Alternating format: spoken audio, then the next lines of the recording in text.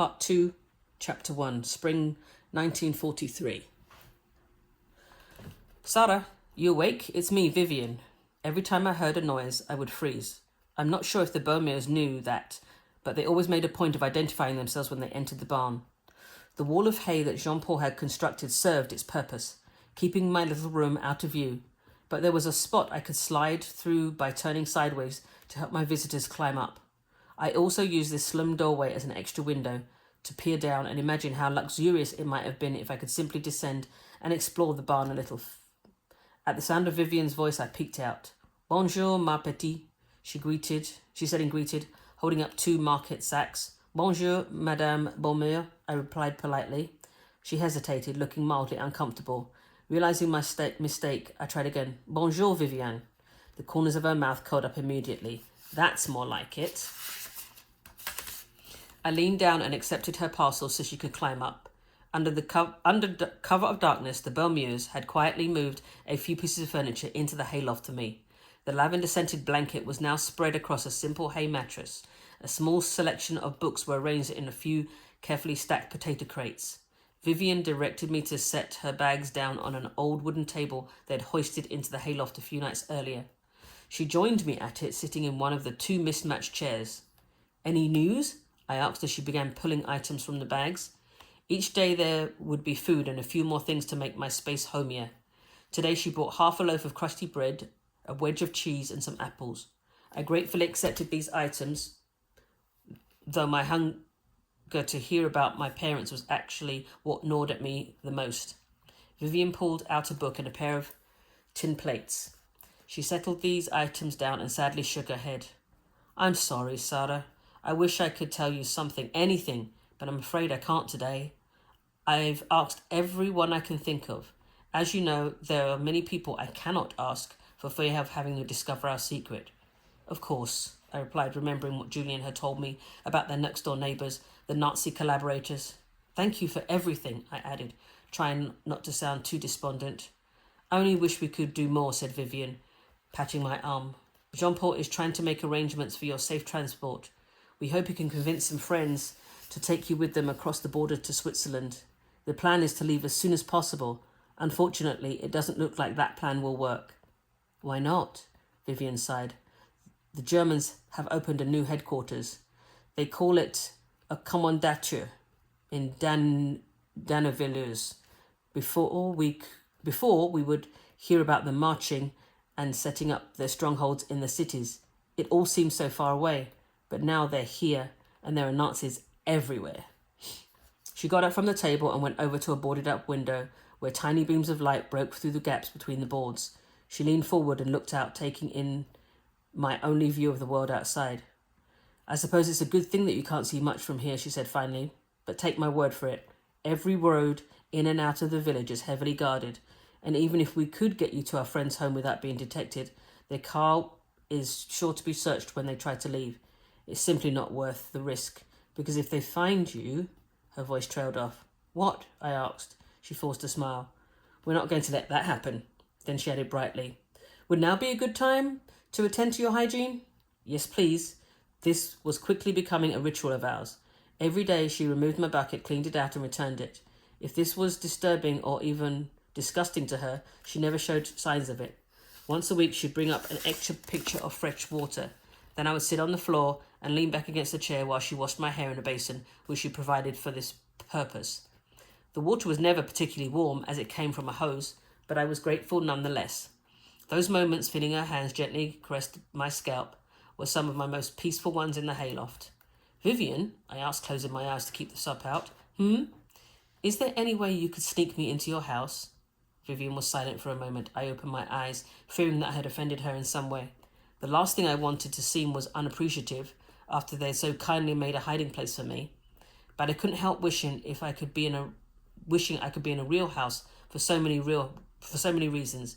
In a real house other people would be around, so I wouldn't have to jump at the slightest sound. In a real house, the walls wouldn't have gaps and holes that let in the chill winds find me. In a real house, I could use a real toilet, wash myself from a faucet, sit in a comfortable chair.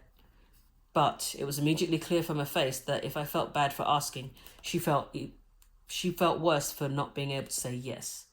I'm so sorry, said Vivian. I wish it didn't have to be this way. But our neighbours, the Lafleurs, she shook her head. We just can't trust them. It's horrible to say, but I think it's true. The Nazis have gotten to them, and now they're spies. How do you know? I asked. Vivian poured a little more water on my hair and resumed her massage. I suppose you call it a woman's intuition. The funny thing is we used to be friends, Madame Lafleur and I. We weren't close friends, but we were neighbours and we got along and helped each other. Our house is part of the same building, you see. If you were facing it, we would be on the left and they would be on their right. I closed my eyes again, picturing a tidy brick house, not fancy but well maintained, with different coloured shutters for each side. Let's see. I would make the Beaumeur's side have cheerful yellow shutters and a matching front door in the same shade as Madame Petitjean's scarf, and then the Fleurs would have light blue shutters and a matching door. I imagined a man and a woman standing on the second floor windows. In my mind, they didn't look like spies. But what did spies look like? Wasn't that the point, that they could be anyone, even a married couple in a tiny town in the middle of nowhere? The Lafleurs are a bit older than us, so Jean-Paul and I went out of our way to check on them and be of assistance when they needed it. When Madame Lafleur started using a cane, I noticed and made a habit of picking up some things for her when I went to the market. That was nice of you, I said. I adjusted my mental picture accordingly, adding a cane and grey hair to a woman and thinning hair to the man. It was not a big deal, replied Vivian. She seemed to appreciate it, so I kept doing it. And I was going anyway, and it was easy for me to pick up their milk and other items. But as time went on, things changed. That is, they changed. They stopped speaking to me, to any of us. They keep to themselves and almost never go out. They just sit at their front window all day like a couple of sentries. It's sad, really. Again, the image in my head shifting. Now the older couple seemed sinister. They were still at the window, but they were whispering and frowning. The man looked down at Vivian, pointing as she went out from her front door. The woman furrowed her brow and nodded. Clearly they were of the belief that the Beaumeurs were up to no good. All set, said Vivian, wrapping a towel around my hair. I got to my feet awkwardly and plonked myself into the free chair while Vivian poured the grey, sudsy water from my hair-washing bowl into my toilet bucket. So you stopped bringing them things? I asked. Vivian gave a little laugh. I probably should, but I told myself that whatever their problem is, I won't let it become mine. I still bring them their milk each day and leave it on their front step, and they take it inside without a word. And now that you're here, I feel like it would seem odd to stop delivering it. The last thing I want to do is change my routine in any way that might give them a reason to be suspicious of us. That makes sense, I admitted. No, said Vivian, none of this makes sense, but I have come to accept that certain battles are not worth fighting, even if one is right. That is why I keep smiling at the Lafleurs. I do everything in my power to keep them from seeing them. I will do everything in my power to keep them from seeing you. I knew she was right. I knew what she was doing was the right thing. I couldn't help feeling frustrated and angry. I wanted to confront those awful Lafleurs and shout at them, yell at them. How can you hate me and want to send people like me away, I would say. You don't even know me. I'm just a kid. The thought of running out the door, feeling the sunshine on my face, and yelling those words at the Lafleur's frowning faces made my heart race with excitement and terror. I could do no such thing. I couldn't run. I couldn't yell. I couldn't even leave the barn. All I could do was wait and pray for the war to end. I spent a lot of time waiting for darkness, which felt less safe in some ways, but safer in others. Waiting for often elusive sleep to come while staring up at the barn roof, or rather staring at the holes in the roof. Waiting for Vivian to appear as she did daily. This was especially hard when I was hungry or my bucket began to smell particularly pungent, or both, which was frequently the case. One day, it seemed to me that Vivian might be running late. I had no clock, so I couldn't tell for sure, but the sun appeared to be higher in the sky, and I felt hungrier than usual. I began doing some daily exercises to keep my body strong, so I told myself that perhaps that was the reason for my increased appetite. But with every passing minute, my worries grew. Had the Lafleurs turned her in? Had she been detained? Were the Nazis on their way to put a swift end to my stay in the barn? Sarah, hello, c'est moi. I felt a wave of relief. Quickly, I dashed over to the hayloft's edge. Bonjour, madame. I caught myself. Bonjour, Vivian. She beamed happily. Her smile lit up the gloomy space. Bonjour, ma petite, she called. Here. Can you take these? She handed me her bags, and within moments, she was beside me. Sorry to be so late today, she told me, placing a hand lovingly on my cheek. I needed to find a new route. She unpacked a bowl of stew and unscrolled a napkin to reveal 2 jam-filled crepes. My stomach growled with appreciation. A new route? I asked between bites of crepe. Red currant preserve, my favourite. Vivian pulled out a few more things from her magic sack. She held both hands behind her back, asking me to choose one. I went right. Vivian produced a deck of cards. Fancy a game of belote? She asked. Yes, please. But there's still... The other hand, she reminded me. She extended her left arm and showed me the other item she was holding. A pencil! I could hardly contain my excitement. It used to be that I couldn't go a day at school without drawing, but now I had endured many such days. I knew otherwise. Yet somehow Vivian had known. Or more likely, Julian had shown her how deeply I loved drawing. I couldn't get you any paper yet, but soon, I hope. I also got you this. From her skirt, she produced a small eraser. I accepted this item as well and spontaneously hugged her. Thank you so much. You have no idea how much this means to me. Vivian smiled. I'm glad. I wish I could bring you so much more. Hopefully soon. Soon? I pounced on the word. Is there any news? Has anything changed? She sighed. No, Sherry. No news is good news. N'est-ce pas? And it is also good news that things have not changed for the worse. So, shall we play? Sure, I said, thankful for the distraction. She dealt and we played in near silence for a while. I held my cards with one hand and spooned stew into my mouth with the other. If my mum could have seen me now, she most certainly would have had something to say about it. In normal times at home, my mum would never let me play games at the table or eat meals while playing cards. No slouching, Sarah, she would often say, looking at me pointedly over her glasses. And no slurping, Papa would add. Yes, that's right, my mum would agree. But these were not normal times, and however homey the Belmures had made the hayloft, it was not a home. Vivian seemed to sense these things and found ways to make my days more bearable. It wasn't just the food and the small gifts she brought me. It was her. She was a ray of sunshine. Ah, you win, Sherry, she cried. I demand a rematch. I suppose, if you insist, I joked. We both knew I wouldn't have had it any other way. It was my turn to deal, and as I did, I realised that Vivian had not exactly answered my question. Isn't your house across the road on the other side of the big field? I said, picturing it from the night when I had first arrived. It is. Then what did you mean, a new route? Isn't there just one way to get here? Not exactly, said Vivian, picking up her hand of cards and studying it. With the Lefleurs next door and their eyes always on the street, I needed to get a little, shall we say, creative.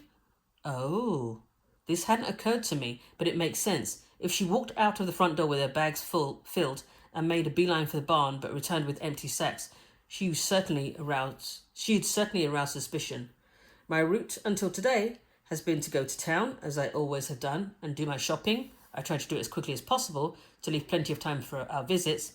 Then, when no one is looking, I take a side street that leads away from town in the direction of Mernut. The forest? I couldn't help letting my alarm show. She couldn't be serious, could she? It's fine, really, Vivian assured me, taking her turn. There's a little winding path through a section that's not particularly dense, and it leads to a grove of trees on the back side of the barn. From there, I can enter the barn without being seen. There's a hole in the wall that I always used to remind Jean-Paul to patch, but he never got round to it.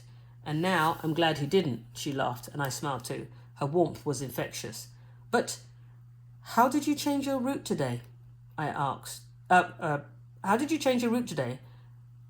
And why? I asked. I was distracted by the image of her in the forest, walking through thick fog. I didn't like the idea of putting herself in the path of a wolf for any reason. Vivian had to point to my hand of cards to remind me it was my turn. When I went down the little street I always take, she answered. I was watching over my shoulder to make sure no one noticed me. I practically crashed into someone, and when I looked up, I realised it was a German soldier. The Nazis had set up a new checkpoint right there. Vivian, that's so scary, I said with a shudder. It was fine. I just pretended I was lost and retraced my steps. Then I took the next street over and backtracked to get to the forest a kilometre or so later. A kilometre? How far out of your way is this route taking you? Not far at all, insisted Vivian. Just 3 kilometres or so. It's fine, really. I like to walk. It's good exercise. I envied her freedom. How I wished I could walk anywhere. Walk to the Beaumuir's house. Walk to my own house, for that matter. Better yet, fly there like a bird. Ah, said Vivian as I played my cards. You win again, Cherie. I looked down with surprise. I might as well be a bird since my head was off in the clouds so often these days. These visits from Vivian helped, though, to ground me. I demand another rematch. Tomorrow, shall we say? I'm very busy tomorrow, I replied, but perhaps I can squeeze you in. Her eyes sparkled at my joke. Then she gathered her things, kissed me, and climbed down from the hayloft. Can you hand me my sack? She called up to me. I obliged, bringing them over the edge. One sack, as usual, was still heavy with the grocery items Vivian was going to take home for herself, Jean-Paul and Julien. Just as I passed it down, I must have let go too soon. Crash! I looked down to see the bag on the ground, its contents spilled. The items included 2 milk bottles, one of which shattered in the fall. Oh, I'm so sorry, I cried out. Are you okay? I'm fine, Vivian replied. She picked up the intact milk bottle and wiped it off on her skirts. No harm done. I'll just pass by the dairy on the way home. Don't you worry. She went over to the corner and returned with the broom. The dairy? I looked down at her confused. Occasionally I heard the sound of a cow lowing in the distance, but if there was a dairy close by, I think I would have known. The sounds and the smells of a dairy are pretty distinctive. Vivian nodded. She stooped and began picking up the larger pieces of glass carefully, she explained. To keep the Lafleur's curious eyes from spotting me, I go home the same way I get there, through the back of the barn, then the path through the forest, back down the side roads to the market square. She stood up and got to work with the broom. If the dairy's open, I'll pick up more milk. That way I'll have enough for us and the Lafleurs. If the dairy's closed, the Lafleurs can have their milk today. We'll make do.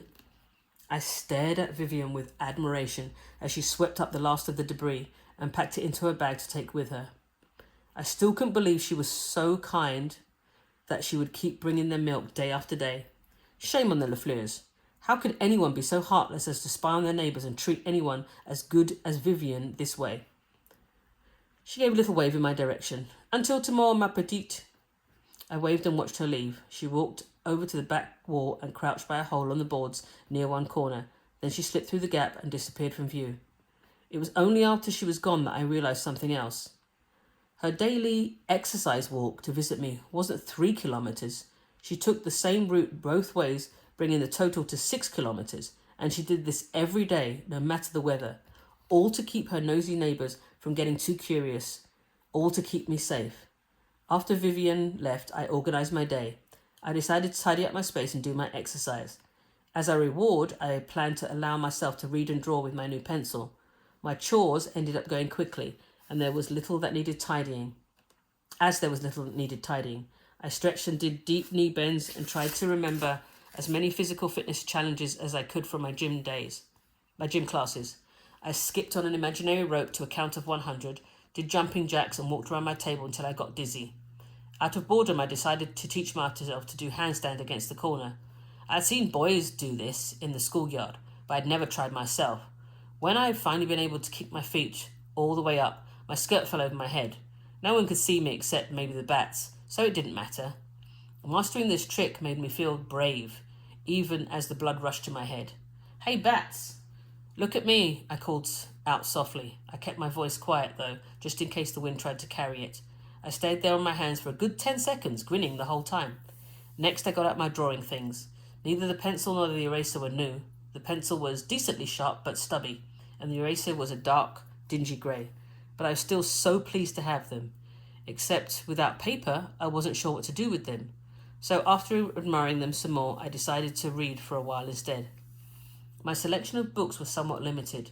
When Vivian bought reading material from my collection, she often apologised. There was no need. I was glad to have anything to look at, even Julian's dreadful old math book. That's right, my least favourite subject. But thinking of math gave me an idea. I pulled the detested book off the potato crate shelf and flipped to the back. Sure enough, there were lots of blank pages provided for working out problems.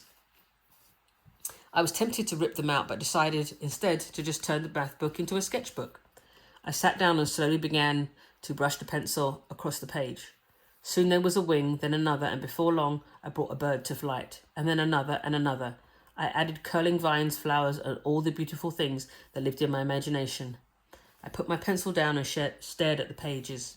It was good to have a world I could go to whenever I needed it, a world where everything was peaceful and where flowers could grow and birds fly free. I added another rose and a butterfly. I finally forced myself to stop so I'd have some pencil left for another day. The point was now pretty dull, but I knew that Julian could probably sharpen it with his pocket knife. For the rest of the day, I stared out the small space between the window boards out the back wall, trying to see actual birds. Some days, I would look out of that tiny sliver of the window for hours on end. Through the glass, I could see the edge of the woods, the fields, and the sky. It reminded me of how lovely the world still was, the real, actual world, not the world I'd created on paper. Even if, physically, I couldn't go out there anymore, it was good to know it was there. The Nazis had taken a lot from me, but the sky and the birds, those were things they couldn't steal. The other thing they couldn't destroy was my imagination. They could drive me into hiding, but my imagination could still roam free. I was thankful for that. It was all I had left. What about Julian? Did he ever visit? Bien sûr, Grandmère told me. Of course, every evening. As soon as it started to get dark, my heart would soar because I knew that soon he would be paying me a visit. I looked forward to those visits so much. Did he go through town like his mum? She shook her head. No, Julian would rely on the darkness. Remember, the Lafleurs were elderly and relatively infirm. As soon as it got dark, they would leave their window and go inside. Some spies, scoffed Julian. You'd think they would have gotten night vision goggles. Or weren't they invented yet? Actually, I think I read somewhere that the Germans developed them during the 1930s, but they weren't widely available. And yes, it was a good thing that the Lafleurs did not have a pair, because every night Julian would sneak out of his back door, slide round the back of the house his family shared with the Lafleurs, and cross the field to see me.